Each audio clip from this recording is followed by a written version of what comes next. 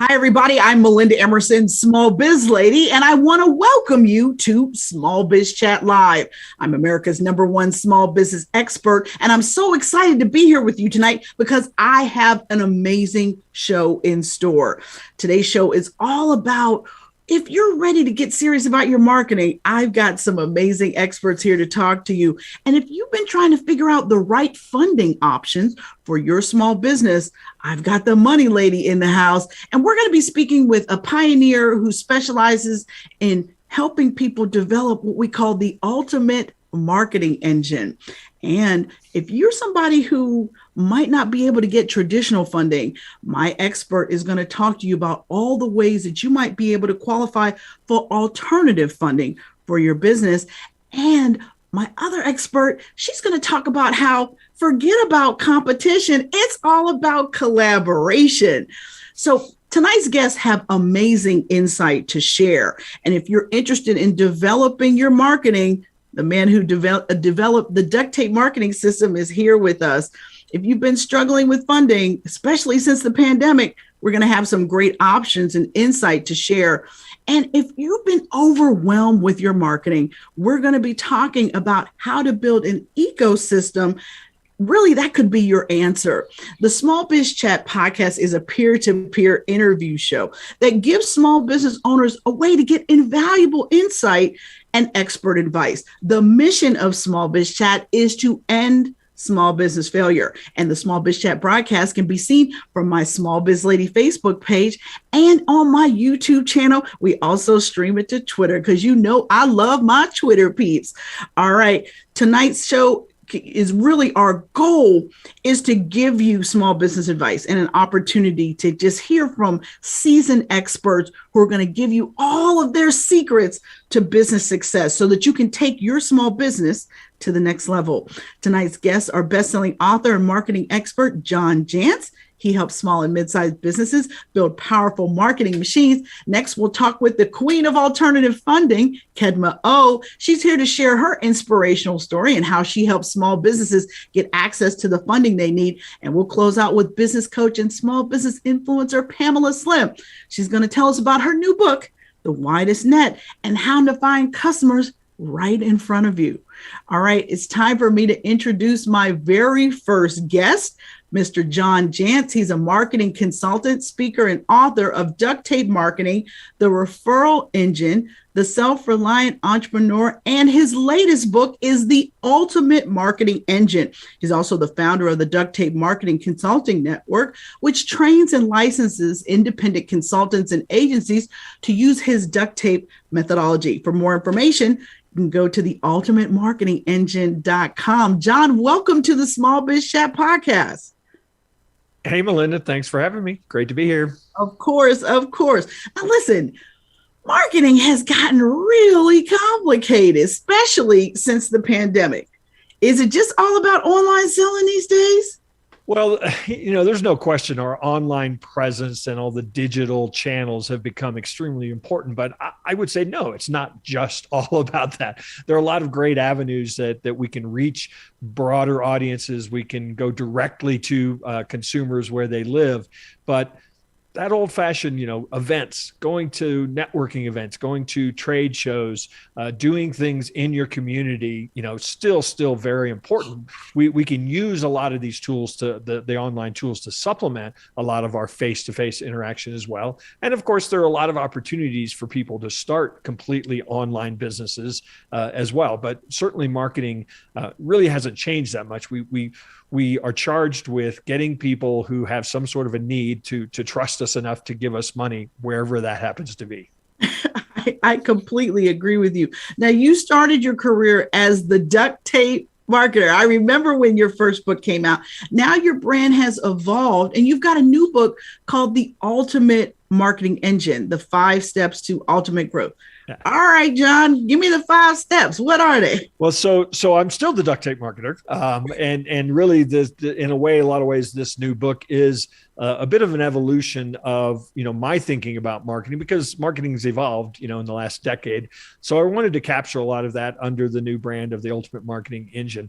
So those 5 steps, and obviously we could spend more time than we have unpacking each step. So I'll go through them pretty quickly. The first one is to map where your customers are today and where they want to go. I've created something I call the customer success track, which is really a way, I think, for you to look at, instead of just looking at our customers for transactions, really looking at the transformations that they really are looking for in their lives. And we can actually grow with them, mature with them, and keep them for life. The second one is to uncover the real problem that our business solves. Nobody wants what we sell. They want their problem solved. And we have to understand what that problem is so that we can then address it and let them know, hey, I get you. I understand what your challenges are. The third one, probably the hardest for some people to hear, is I ask people to narrow the focus to the top 20% of their customers. Now, there's a lot of great math and a lot of great philosophy around why 20%, but really what I've seen over the years is that most people's most profitable customers are somewhere in that 20% range. Now, the fourth step, and this is if I get any 2-star reviews at all, Melinda, for this book, which they're out there, it'll be because I waited till chapter 8 to tell people how to use their website and content and social media and email marketing, because all of these other steps ahead of those are so important so that those tactics can be can actually be useful. And then the last one is scale with your customers by serving their entire ecosystem. And this is essentially a masterclass in referral generation. I present 7 different approaches to how you should look at your existing customer base, their ecosystem, to actually grow with them, as opposed to going out and constantly looking for new people like them. I love it. I love it. All right. So you gave us the cliff notes, but now I want to dive in. So how do you attract your ideal customer? Well, at the risk of sounding facetious, you have to know who they are. You have to know what an ideal customer looks like. And for me, I already mentioned the idea of your most profitable customers, the ones that already refer business to you. If you can understand everything there is to understand about, obviously, the demographics of those folks, but also their behaviors, their beliefs, that's probably the group you should be looking for more of. And one final filter I'll give you is, look at your current customer base and ask yourself, who do I provide the most value to the fastest? Because there is a really good chance that that is your ideal customer, because they want to buy more from you because you're providing so much value. I love that. Find out who you provide value to the fastest. And that's really that's who your niche target customer is. I love that. All right. Now, in your book, you say that instead of calling customers, that we should, in fact, call them members. Well, it's really more of, I don't care what you call them, actually. It's really more a matter of a point of view, how you view them. A customer buys stuff from us. A customer, we try to satisfy. But when somebody joins something as a member, quite often they're investing in themselves. Can you imagine thinking about people not becoming customers, but actually joining your business? Now, I'm not talking about membership and subscription and Costco. I mean, those are all great business models. It's really more about a point of view of how we see what our role is. I start the book, The Ultimate Marketing Engine. I think it's paragraph 2, sentence 3 or something like that the Ultimate Marketing Engine is a successful customer. So what if we looked at every one of our engagements and said, how can we make our customers successful? I think that would be more like a membership organization. I love it. I love it. Now, I know that you somewhat emphatically claim that people don't want what we sell. That really isn't the point of marketing. So what is the point of marketing then? So they need what we sell. That's the challenge, of course. So that's what everybody wants to talk about. You need this. But what they really want is their problem solved. I mean, I essentially sell marketing strategy. Nobody ever wakes up in the morning and says, I think I'm going to go get me some marketing strategy. But they do wake up, of course, and say, how come I can't charge what I'm worth? or what I think I'm worth? Or how come when I look at Google, my top 3 competitors are in that 3-pack or map pack and I'm not? I mean, those are the problems they really are trying to solve. So if we can let them know that we understand those problems, we get those problems, then we can start linking what we provide, our services, to solving those problems. And that's really how you get and that customer's attention early on. Instead of talking about what we do, how long we've been in business, talk about the problems that we can help them solve. I like that. I like how you're thinking about that. Now, I want to switch gears with you just a little bit, because I would be remiss if we didn't acknowledge that there's still small businesses out here trying to dig out from the pandemic, right? I mean, we lost 100,000 small business owners, and 20% of those were women, 50% of those were people of color, right? So there are people who are still trying to make their digital pivot or figure out their new business model. And so I know that you talk about in your book how sometimes growth can come from good times, but then different kinds of growth comes from tough times. And I kind of wanted to talk to you about that, because there are some people that definitely won last year, but there are a whole lot of people who didn't. And so I think, for my fans, I just want to make sure that we dig into some of that stuff too. Well, one of the things that I certainly witnessed with my customers was that, some people were just in the wrong place at the wrong time. Let's face it, they were in a tough industry. But I also saw a lot of my customers that not only survived, but they really thrived. And kind of the common thread was that they had spent years becoming meaningful in the lives of their customers. I mean, their customers did not want them to go out of business. We had a remodeling contractor that, pretty much quit all their projects one time. I told all their employees, don't come in on Monday.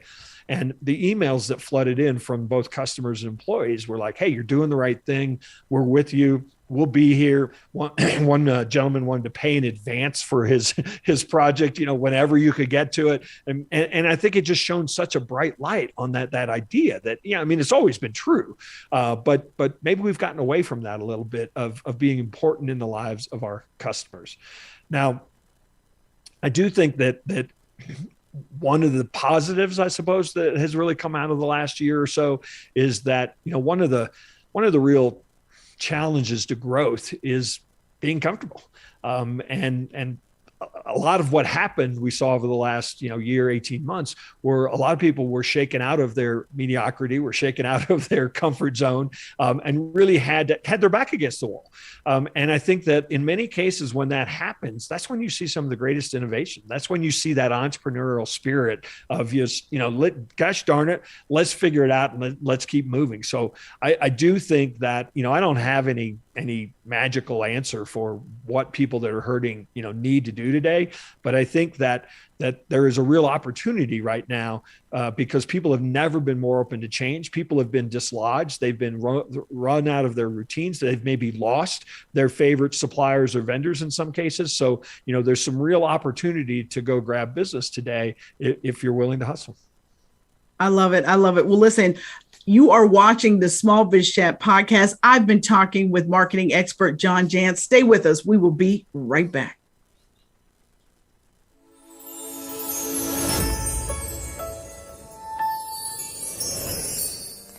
People always ask me, how can I become my own boss? With multiple features in the New York Times, Forbes, and on ABC News as America's #1 small business expert, I know a thing or two about how to do it.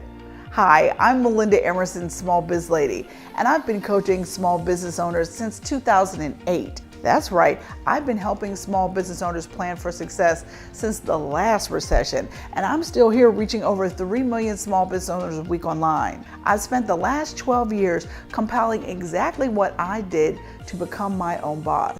I even broke it down into a 6-step system in my best-selling book, Become Your Own Boss in 12 Months. Over 100,000 people in multiple languages around the world have this book, and due to the pandemic, I know people need help. If you're ready to transition successfully from being an employee into your own business, I'm here to help. I'm giving away 1,000 copies of Become Your Own Boss in 12 Months for free. All you need to do is pay for shipping. That's right, I'm giving away 1,000 copies for free. If you've always wanted to start your dream business, let me give you a roadmap to success.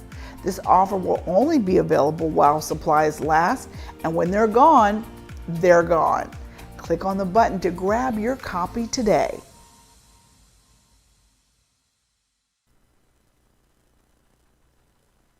Welcome back to the Smallbizchat podcast live. I'm Melinda Emerson, Small Biz Lady, America's #1 small business expert. And I'm back here with my guest, Jantsch, and we're talking about all things marketing. All right, John. So I know that we were just talking about tough times versus good times, but here's my question for you.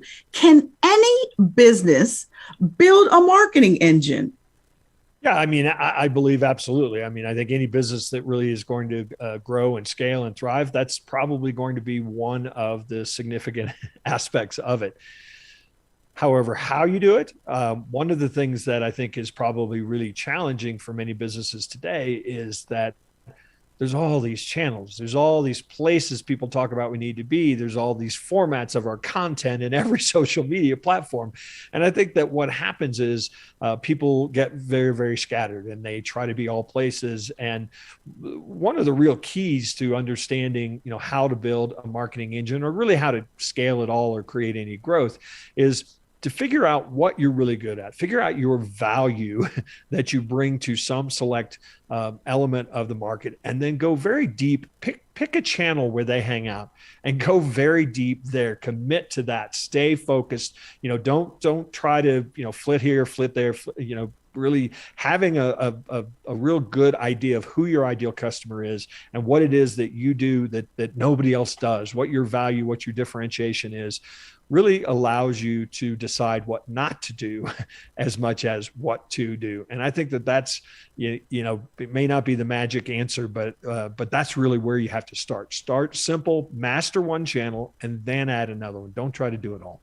I couldn't agree more. People are out here trying to do 5 and 6 social media channels, and it just doesn't make sense. First of all, you need to look at your Google Analytics and see what actually is driving traffic to your website. And then you got to figure out where your target customer is hanging out online, and you need to be there too. People are wasting time doing TikTok. If your potential clients are not on TikTok, you do not need to be on TikTok. And especially if you can't dance. I mean, right?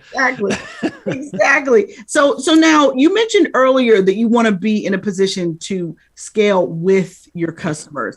Talk to us about how you position yourself to scale with your customers. Well, so that's actually the 5th step in the book. And if you follow the 1st step in the book, which is really to understand where your customers are today and where they want to go. I talked about the idea that the ultimate marketing engine is a successful customer. Well, you can't make every customer successful. So you figure out that top 20% and you probably are, they're profitable. They love you. They refer you. They're probably dying for you to say, here's what else I can do for you. So the first step is to really just focus on and discover how can you add more value to their life? How can you help them get to the next stage? That group is certainly going to be a group that is going to send people like them to you, more ideal customers. You can certainly take that group.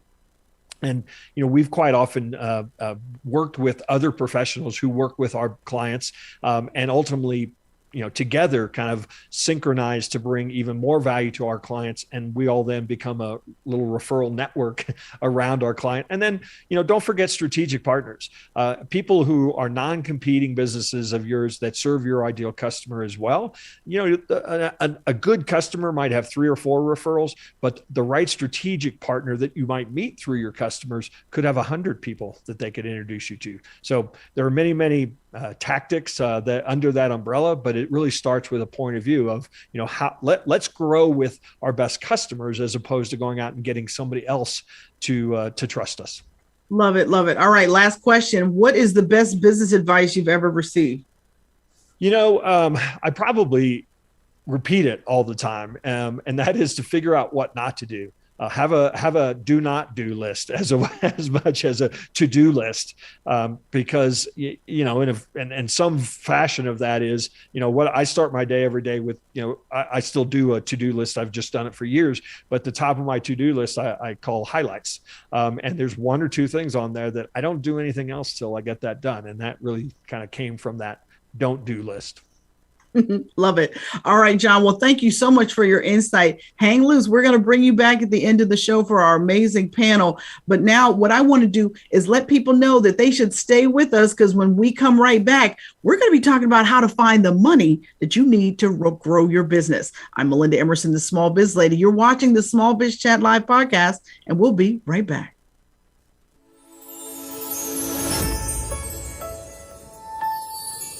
Is now the right time to start a business? This is the second most frequently asked question people always ask me, along with how can I become my own boss? And they aren't wrong for asking, because right now, these are the two most important questions anyone whose job security has been recently impacted is wondering. Hi, I'm Melinda Emerson, better known as Small Biz Lady. And when it comes to small business success, I've been featured multiple times on MSNBC and CNBC and ABC News as America's #1 small business expert. Since the last recession in 2008, I have helped many small business owners plan for success, and I'm still here, reaching 3 million entrepreneurs each week online. I've created a system that will teach you exactly how to become your own boss. I broke it all down into a 6-step system in my best-selling book, Become Your Own Boss in 12 Months. It's the exact roadmap to help you successfully transition from having a job to being your own boss. Due to the COVID-19 pandemic, many folks are suffering, and I want to do my part to help. I'm giving away 1,000 copies of my book for free. All you need to do is cover the shipping. If you have always wanted to start your dream business, let me give you a roadmap to success. Take advantage of my free offer while supplies last. Click the button below to grab yours before they're all gone.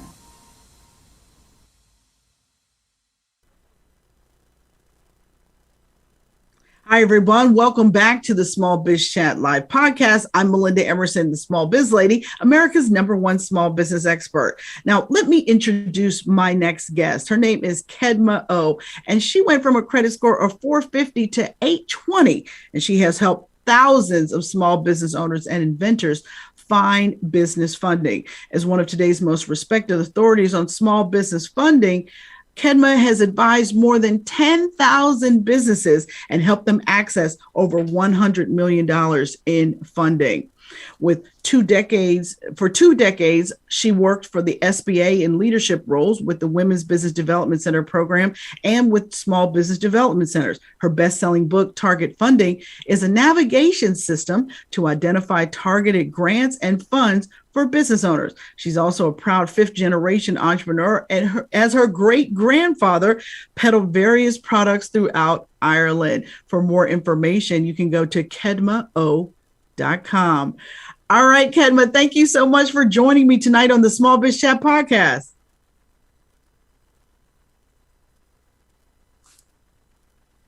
Thank you. I'm excited to be here. Oh my gosh. Well, listen, you're the money honey. That's what I call you. So what I want to know is, all right, where do I find money for my small business when times are tough? Because for a lot of small businesses out here, 2020 was not awesome, and they're still trying to dig out from 2020, frankly. So tell me, what should you be thinking about if you need money and maybe your credit's like not so awesome right now?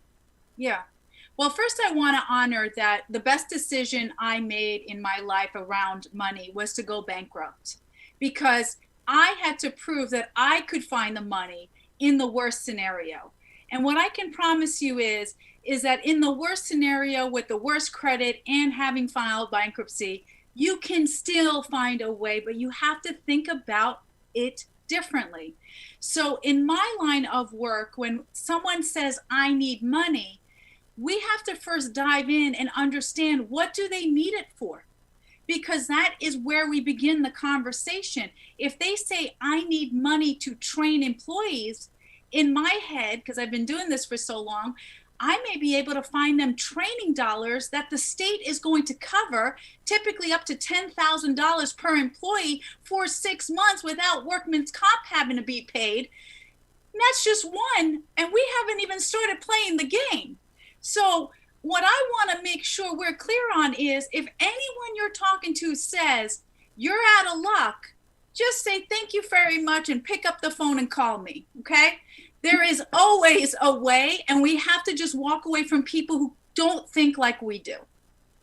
I love it. I love it. All right. But now, is it different for women in minority businesses? Because we know just from what happened with the PPP loan, there was a disparity between who got PPP loans and who didn't. So, I hear you, and I'm like, power to the people with what you just said. But is it different for women and minorities out here trying to get money for their business?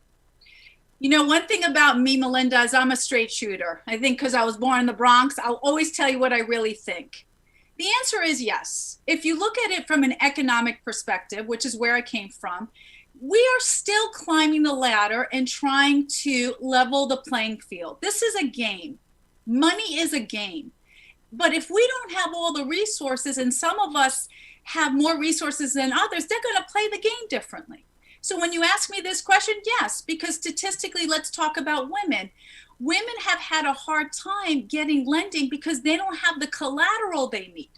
How do I know this? Because I was part of, in my own state, lobbying and supporting the senator to say, listen, we're dealing with businesses that can show you the cash flow. They're bringing in the money. They're supporting the marketing plan that John's talking about. But now you're going to say no to them because they don't have the collateral? So yes, Melinda, the truth is we're still climbing. It's still a challenge, but it shouldn't stop us from moving forward. All right. I'm going to leave that there because I can put on my soapbox about all of it. But yeah. So many business owners understand that they need target marketing to cater to ideal customers. However, doesn't it benefit small business owners to consider target funding as much as we talk about target marketing? Yes. This is probably my favorite response, because when I coined target funding, and it blew my mind that in the space of marketing, we talk about how we target our customers, knowing their demographic, their psychographic, their geographic scope. And yet, when I ask someone what their funding strategy is, honestly, they say, I'm applying for a loan to my bank. That's not a funding strategy, guys. Okay, that's just to pick up the phone and talk to your bank. A funding strategy is when you look at key variables. That's the key variables that are specific and unique to you. So Melinda, if I was working with your business, your variables will be very different than John's business and very different than Pamela's business. Now, how do I know that? Because when I look at money, I'm looking at, is it tied to someone's ethnicity? Because I can find money if you're an African American or a Native American. Is it tied to your gender? Is it tied to your sexual orientation? Is it tied to your geographic thing? Now, Melinda's eyes are going up, so I'm not going to go any further. But my point is this. If you want to play the game right, stop thinking about one asset and think about 12. I want to give you an image before I continue. This is like a pizza pie. You don't want to eat the entire pizza. You want to slice it into 12 different slices. That's how I think about money. 12 different options so we can play the game and put the power back in us, the people.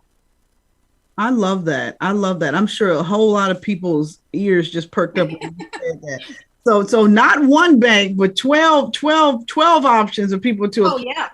So that's an amazing strategy that I don't know that I've ever thought about it quite like that. So I know that you have some different theories and strategies about debt management. And so I wanted to know if you could just share with us a little bit about maybe how people could view debt, because I think some people are scared of that. There are people out here who were offered EIDL loans that were scared to sign for the loan. And I was like, what? You know what I mean? Like, you're never going to be able to borrow money cheaper than this in your lifetime. But there were people who called me and said, I'm scared to sign up for this loan. So let's talk about just the mindset, what we should be thinking about as it relates to debt financing. Yeah. So for anyone who reached out to Melinda and said, I'm scared, I'm going to speak directly to you. Get the money, and then I will show you how to spend it. Okay? I want to make sure you get the money, because if you don't get it, your competitor will get it. This money is entitled to you. So I want you to imagine right now that the government has literally put a certain amount of money and says, this money belongs to Melinda Emerson. It's not for someone else. So I'd like you to come and collect your money because it's in an envelope and it's for you. So that's the first thing. The second thing is there is this philosophy that if we don't have debt, we're going to be right. Now, I love Dave Ramsey. Dave Ramsey's philosophy is get out of debt, but he's talking about personal debt. We're talking about business debt. It is good to have EIDL. That's good debt on your balance sheet. Having credit cards at 25% is bad debt. So what we have to do is realize that debt can work in your favor. Straight up, if I get a debt that's 3.75% and I use that money for payroll, but the money that I didn't have to use for payroll, I can put in my brokerage account, which I have, and that yields me 15%, I'm making money. Okay?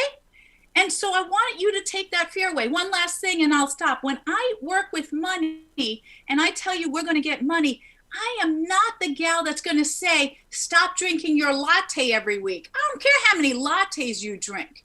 I'm not here to have you stop drinking your latte. I'm here to find money that you don't know exists yet, but that you deserve. I love it. I love it. So when it comes to applying for financing, we should go to our bank though, right? Yes and no. Let me answer that question. Everyone that I have worked with, for the most part, are experts in a certain aspect of funding. You will meet someone who says, I just do traditional lending. You will meet someone who says, I do just crowdfunding. You will meet people who say, I just do licensing with inventions, or someone who says, I do grants. I work in every aspect of funding because we may not need to go to that lender. We may look at other funds. However, even if I'm playing the lender's game, I'm not all about just one lender. I love to play the game where I'm working 2 or 3 lenders because the underwriting is going to be different. It could be different in the credit score. It could be different in the length of the loan. It could be different in how much they want to give you. I had a case come where a business was looking at an additional capital for $300,000. Lender was giving them a bad deal. I don't care how we slice it. Their own lender was giving them a bad deal and said, we are not going to give you more than $300,000. They came to me. In 6 weeks, we landed $500,000 deal. And instead of a 10-year term, they're out 25 years. So everybody's happy except the lender that they went to the first time. My point is, got to play the game and be strategic. This is like a chess match. Every part of the piece of the puzzle in the chess match, you have to know they're playing differently. So how I treat a lender may be very different than how I treat an investor. I love it. I love it. Well, listen, you guys, we are talking with the amazing Kedma Ough. She is breaking it down for us. If you need funding for your business, you want to stay with us. We will be right back. You're watching the Smallbizchat podcast. I'm Melinda Emerson. Stay with us.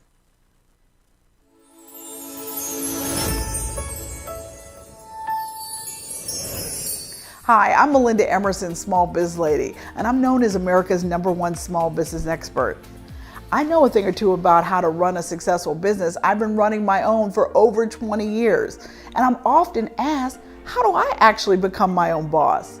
It starts with knowing what you want and why. Then you need to figure out how you'll fund your dream business. Next, you must research your idea and make sure you understand everything that's involved. Next, you must determine your target customer, then complete your business plan. And finally, it's time to start your business as a side hustle first, if you can. I wrote my best-selling book, Become Your Own Boss in 12 Months, to give you a roadmap to business success.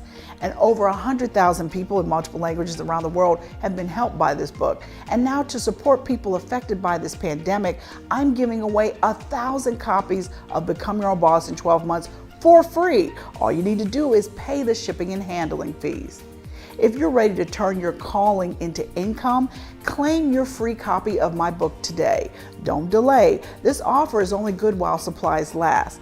Click the button below and get yours before they're all gone.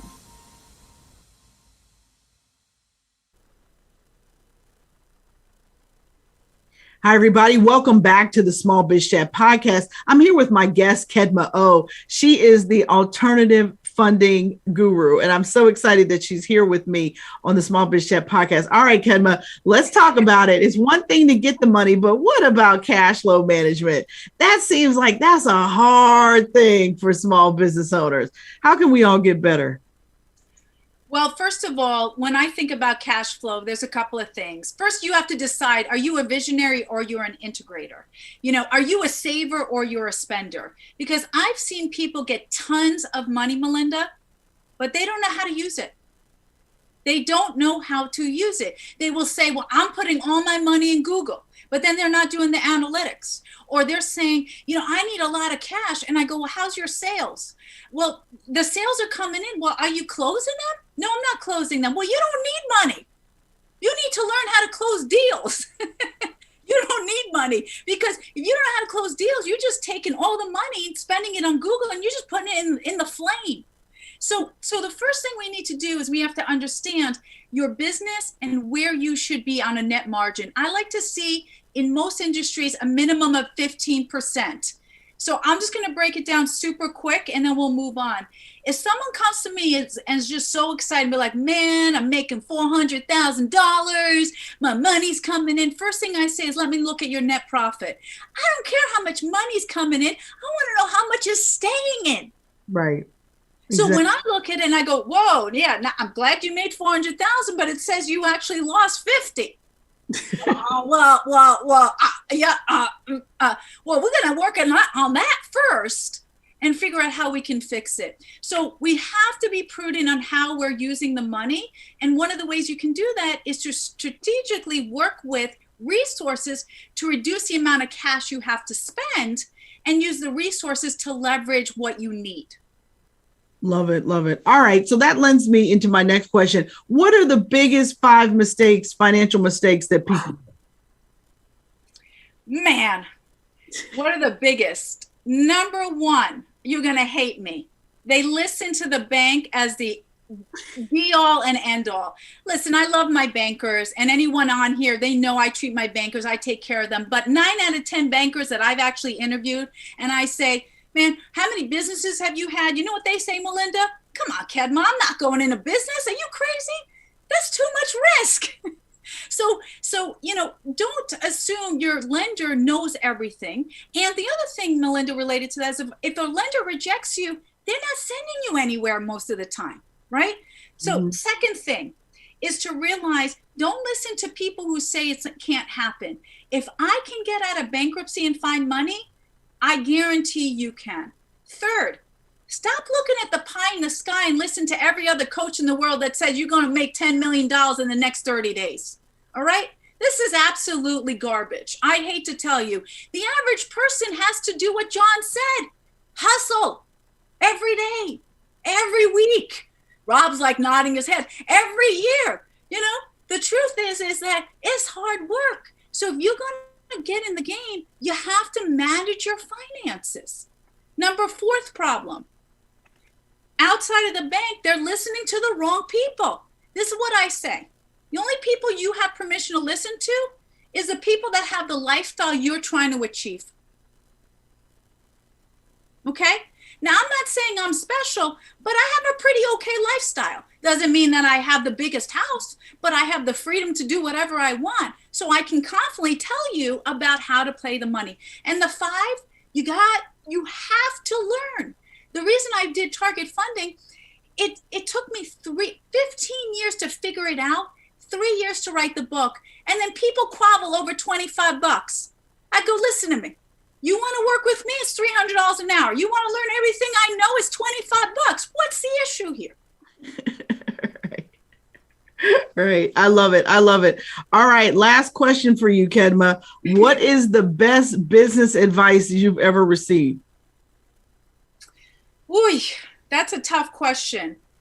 The best business advice I've ever received, you know, I think that what I had to learn, and the best business advice, was to be a success from your own product. The only reason I can confidently stand here is because I reverse engineered it. And if you put me in that position again. God, if I had to go again and starting tomorrow I had to file bankruptcy again, I would be back here in 12 to 24 months saying I figured it out again. I want everyone to know this is a system, this is a formula, this is a recipe, and you deserve to be successful. End of story. I love it. I love it. Thank you so much, Kedma. Your advice is invaluable. I know you said that there was one grant you wanted to share with everybody. Tell us what it is. Okay, I love, and I have tons of grants in my head and on paper. Here's the number one grant I want you to do. I want you to go on right now or after this show, go to Google. I want you to key in a term, Individual Development Account. It stands for IDA. Now check this out. 7 out of 10 businesses I work with are going to qualify. It's a hand up, not a handout. Now imagine, Melinda, if I get you into this IDA and you get an opportunity to get an extra $40,000 into your business that you don't have to repay back. That's what this program can do for you. Not only for your business, but it can actually help you get into your own home. The reason we have so much poverty, 37 million people are living in poverty, my honest opinion is because they don't have enough assets. So one of the things the program does is we're going to level the playing field. We're going to help you maybe get into education. We're going to help you with entrepreneurship, or we're going to help you get your own home. So look up IDA. It's a program from the government, and it's usually a 3, 5, or 8 to 1 match. So it goes like this. John gets into the program. John says, I need to save. And he's in an 8 to 1 program. Every dollar he'll put into that for his business, the agency will match him 8 to 1. So if he puts in 1,000, he's going to get 8,000. He gets that money back as a grant towards his company that he does not have to repay back. It is a game changer and has generationally changed the lives of the clients I serve. I love it. I love it. Thanks so much, Kedma. Listen, when we come right back, we're going to talk about how to create the widest net with author Pamela Slim. I'm Melinda Emerson, Small Biz Lady. You're watching the Small Biz Chat Live. We'll be right back.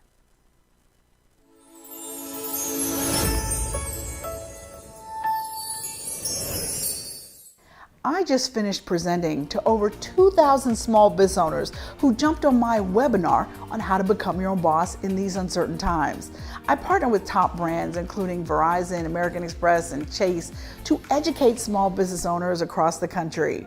In today's webinar, I taught my 6-step system to start a business. I also taught them how to establish a disaster-proof plan to turn their calling into income.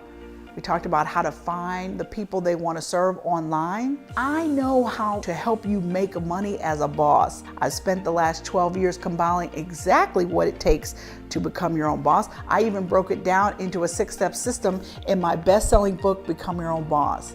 Over 100,000 people in multiple languages around the world have this book. And due to the pandemic, I know people need help. If you're ready to transition successfully from being an employee to becoming your own boss, listen carefully. I'm giving away 1,000 copies of my book, Become Your Own Boss, for free. All you need to do is pay for shipping. That's right, I'm giving away 1,000 copies. This book is going to show you how to become your own boss, create a pandemic-proof plan, and launch a successful business. Don't delay. This offer is only available while supplies last.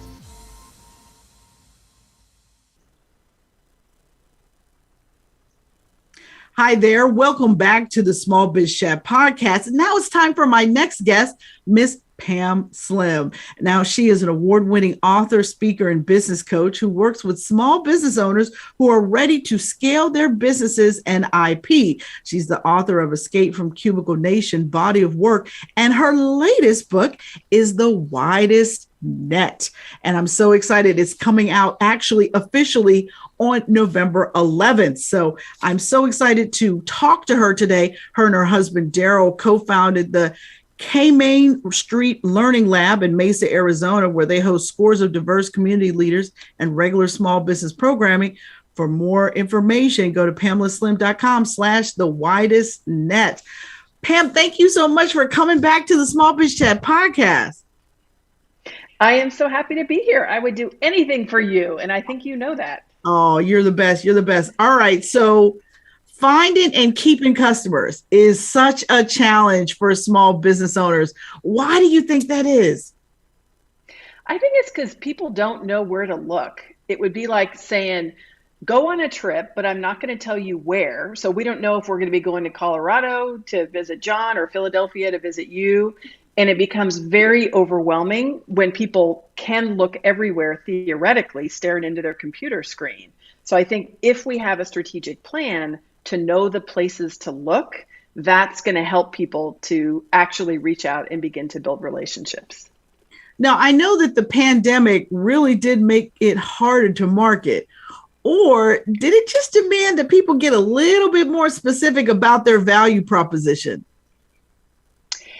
I honestly think it did both. And there is a component that is, when you look at different business owners, that you and I have had many conversations about this and in other settings, when folks may have been right on the edge before with their business, where they were getting by, they just had enough sales. I know here in Main Street in Mesa, a lot of our businesses that were restaurants were doing okay, but all of a sudden when everything shut down, they really just fell off the edge. And so that kind of situation is more radical when somebody needs to completely reinvent their business.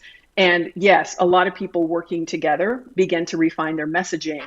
I think for other folks that might be in more of a service-based business where their clients were already global and they access them over the internet, it was easy to make some of those pivots. So it is one of those things where I know in my own life, my toughest times have actually made me better and stronger. But I'm telling you, going through the tough time, I wouldn't wish that on anyone. Well, I have a saying, every kick is a boost, right? I mean, that's basically how that works. Now, how can small business owners get more clear about their marketing message? Sometimes I feel like people are just like, I do that too. Like it's like there's no real specific. It's like I tell people all the time, strategy is about creating something in your business that's not easily duplicatable by your competitors. And I don't know that people really got that, but I feel like everything that happened in the pandemic made it be like, if you're doing something that's just okay, nobody's looking for just okay. I think it's true. To me, the heart of messaging, really great connective messaging, is always in the language that your ideal customers use. And I have a metaphor I use with my clients called the magic door, because I used to love to read the Lion, the Witch, and the Wardrobe. So before people work with you, they are just living in their problem. I need money. And by the way, I'm now a super fan of our other guest because I think she's totally amazing. Kedma, great job. Before they go through that magic door, they're like, I'm dying, I need more money, not realizing they need to really fix their sales process to close more sales. Once they go through that magic door and they work with you, all of a sudden then they can have access to your vocabulary and know how you talk about things, and they'll be ready for that message. Very often we speak to people with marketing language before they go through the magic door. And so we say, transform your product funnel and entertain a flow of prospects and customers. And they're like, what are you talking about? I just need more customers. And you're like, I know, that's what I was saying. And so look into the words that your ideal customers use before they work with you, and really just tailor your marketing language to those messages. That to me is always the path through. I love it. I love it. I think you're right on. We got to be careful. Sometimes we get into this jargon in our industry, and you really got to make sure that the people you're talking to can actually hear what you're saying. So now in your new book, The Widest Net, I feel like you're trying to teach people how to find customers right in front of them. So, okay, tell us how you do that. It is really funny in so many different experiences of working with people. First of all, many people don't really think critically about every aspect of their life and where they show up and where their customers can be. I'm a soccer mom. My son Josh has played soccer for a really long time. And I always find it fascinating as an extrovert and somebody who loves community that I've talked to all the different parents on the team. And, through the years sitting on the sidelines, you begin to have conversations. I'm often the only one who knows that one of the soccer parents is actually a startup founder, and he bought and sold a company, and he has connections with somebody else. And so knowing sometimes just what does your neighbor do? What do people on the soccer field do? Believe it or not, when I do my drive-through at Starbucks in the morning, I now have ongoing conversations through the days with the folks there. One person's working on a startup. One's dad has a new business. So sometimes if you just ask people more what's going on in their work life. The customers are right there. Other times, you're not just asking your ideal customers, who are the other service providers you're working with? So if you connect with them, they often have access to ideal customers that you both can share and refer. I love it. I love it. So why is it important to identify your values before you start targeting potential customers? Values, if you think about whatever your product or service is, really what it is that you sell, there are many people who are selling that. Your values are going to determine how you connect with them, and everything from what marketing strategy is really going to work well with you, what are your internal policies and procedures, what kind of brand and messaging do you have? And I think our ideal customers automatically have a sense of why they connect with people, certain people, and why they don't others. To me, when you talk to them about it, it's almost always because of values. And they might say, gosh, Melinda, I love how you just show up. You're always so prepared. You're positive. You bring really interesting people together, and your production value is so good. That really is a value that you have about how you show up in business. I appreciate that.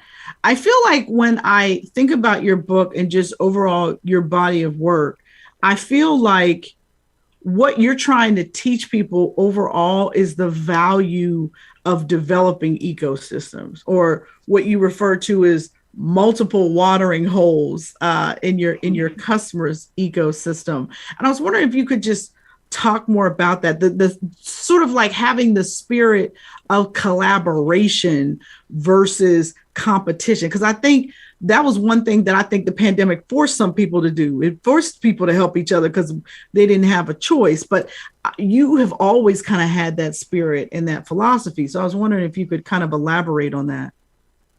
Yeah, I really contrast that ecosystem collaborative strategy with what I call empire culture. So there is a certain business culture where you say it's all about centering yourself, building your empire, your audience or your fans and your followers, not like John was saying, your members, actually people you have a relationship with.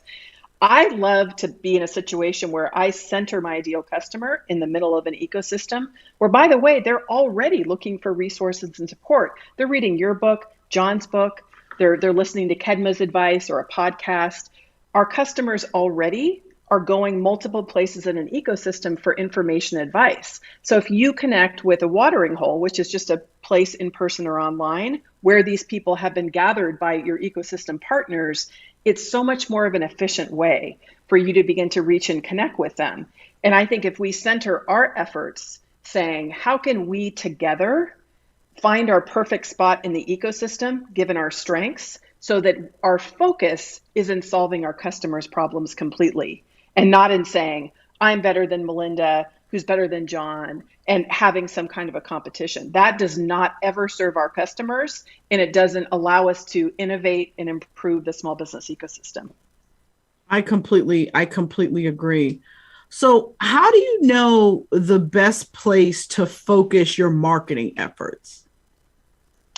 When you begin to look at all of the places in which you can be serving new customer bases, I have 10 different segments of my ecosystem wheel in the model in the widest net. And so those can be places like associations, which are huge amounts of people who can gather, let's say, over a topical focus area. So if you're a business coach and you say, I want to serve financial advisors, you can probably find so many associations that already have gathered people that way. There can be academic institutions, there can be service providers. So you operate like an accordion. First, you want to look way out and say, where are all the possibilities in which I could connect with customers that would be a long-term scalable interest? And then you want to come in really small and say, with criteria, what are my specific business goals? What makes the most sense in terms of where it is that I should focus my efforts? Because often we're strengthening the work we're doing with customers, as John is saying, looking at your top 20% and really strengthening the work you do with them. And then if there's a new area, that's something that usually takes some more focused time of lots of seeding and connecting before it bears fruit. So you want to be doing a process. To me, it's usually the beginning of the year, once a quarter, and little check-ins every month where you say, do I have the right places? And am I focused on the right audiences? I love it. I love it. All right. So How can Main Streets everywhere learn about supporting small businesses from online entrepreneurs? I learned so much from my Main Street partners down here that do so much good work about creating great customer experiences.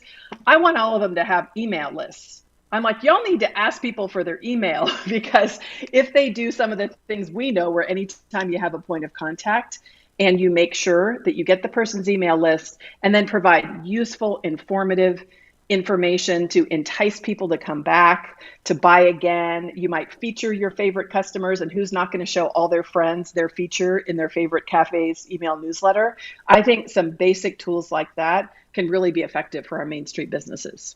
I love it. I love it. All right. Last question. What is the best business advice you've ever gotten? I was on a panel at South by Southwest with Guy Kawasaki, who is a great friend and who gave me a big break many years ago when he posted my blog post on his blog. And somebody in the audience said, how do you get the attention of busy influencers? And he said, people say I have the Midas touch, thinking that everything I touch turns to gold. Actually, I only touch gold. And it just struck me in the middle of my forehead. And it just always reminded me, if you want to connect with people who may have a bigger platform than you and have more visibility, you need to make sure that your body of work is excellent. That's going to increase the odds that somebody's going to want to work with you. Love it. Love it. Thank you so much, Pam. You've imparted so much wisdom tonight. What I want to do now is bring back all of my guests, John Jantsch, Kedma Ough, and Pamela Slim. And we're going to have a really quick little panel that we call Hit It and Quit It. So basically, here's how it works. I'm going to ask each of you the exact same question. You only have 30 seconds to answer, and you cannot repeat somebody else's answer. All right. Or if you do, you're going to get the cowbell. I don't want to give you the cowbell. All right. So here we go. First one, I'm going to come to you, John, first, then Kedma, then Pam. What is your favorite business app? Favorite business app? Currently, it's Slack. We use it instead of email internally. All right, good stuff. Kedma, what's your favorite app? My goodness. I don't have what I would say Fitness Pal, because I'm all about health for my clients as well as their funding. So I incorporate their the health aspect, and sometimes I require them to show me where they are. So that would be my favorite right now, Fitness Pal. All right, that's good. I'll take it. Pam, what's your favorite app? I'm looking at John. I say TikTok. I love TikTok. I send them to my kids. I get entertained, and I learn every day. As a marketer, I am so impressed and excited by new things that are happening there. And even though my daughter won't let me use it yet because she's a teenager, I learn so much every day. And so it's my favorite. Yeah, TikTok University is really, really interesting. I thought people were just dancing on there too. And then I started digging in. I'm like, oh, people are actually teaching people stuff on here. Let me learn about this. So, all right, next question. What is your favorite old school marketing tip? Now, this one, I'm going to come to you, Kedma, first, then you, John, then you, Pam. All right, Kedma, what's your favorite old school marketing tip?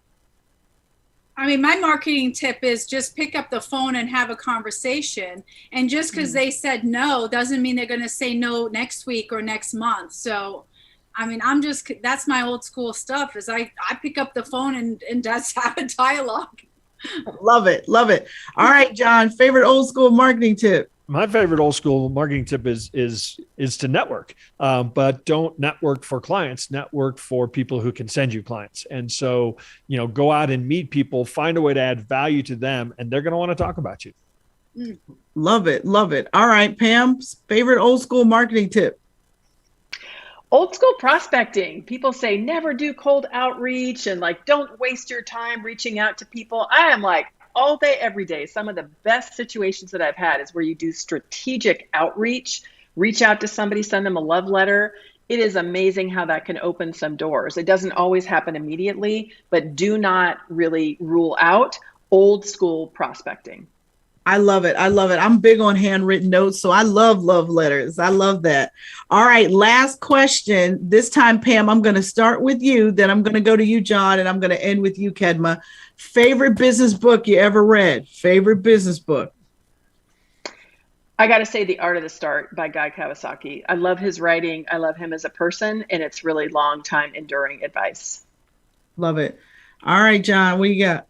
So The Practice of Management, which was written by Peter Drucker in 1956, is a very dry, the pronouns are way out of date, but it is really where it really informed my entire body of work and my point of view, going forward with duct tape marketing. Love it. Love it. Kedma, favorite business book? Number one, always, Tim Ferriss' 4-Hour Work Week. I literally designed my entire life and am traveling all over the world and systematically don't have to be anywhere to be successful. I love that book, and I love the automation behind it. Awesome sauce. Well, my favorite business book is Disrupt You by Jay Samit. He said, if you want to disrupt the world, start by disrupting yourself. I love it. So listen, thank you guys so much for coming on the Smallbizchat podcast tonight. Thank you so much again to my guest, John Jantsch. Please go out and get his brand new book, The Ultimate Marketing Engine. Kedma Ough, my finance diva. If you want money, finance, KedmaOugh.com or targetfunding.com. You can find Kedma and get some of her great advice and tutelage. And certainly last, but certainly not least, please go out and grab Pamela Slim's brand new book, The Widest Net, Unlocking Untapped Markets and Discover Your Customers Right in Front of You. I'm Melinda Emerson, the Small Biz Lady. Listen, if you're still struggling, figure out how to sell online, head on over to smallbizladyuniversity.com. For the holidays, my signature course, How to Sell and Market Online, is discounted by 50%. Look, you're never going to get it this cheap, so you better go get it now. From now till the end of November, we're going to be offering it for $497. So head over to smallbizladyuniversity.com and check it out. With that, I always tell you that you never lose in business. Either you win or you learn. Goodbye, everybody, and God bless.